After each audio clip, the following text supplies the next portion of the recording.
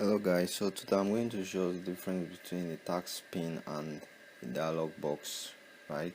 So let's say for example I double tap on this. Now you see this um,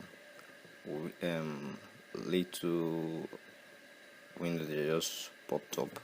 This is your task pin, right?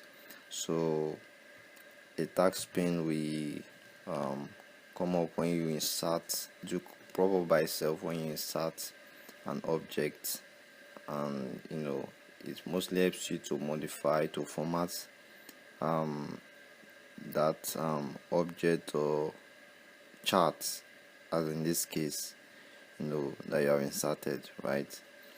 So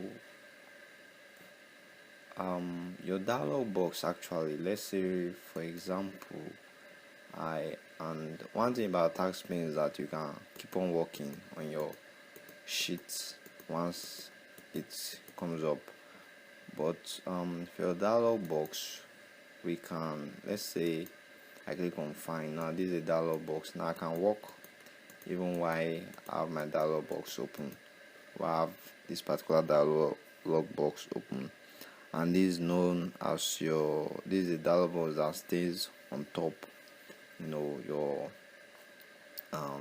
data or whatever you're doing at that moment. But when I click on this is also a dialog box, and in this case this is the front dialog box, right, for obviously formatting your text and so on and so forth. So now when I have this opened, I can't do anything on my workbook. Now you can see the way I'm tapping my mouse. I can't do anything on my workbook.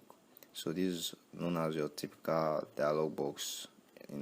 So I just wanted to make this clear to us, just to show us the difference between our dialog box and our task pin. So thank you guys.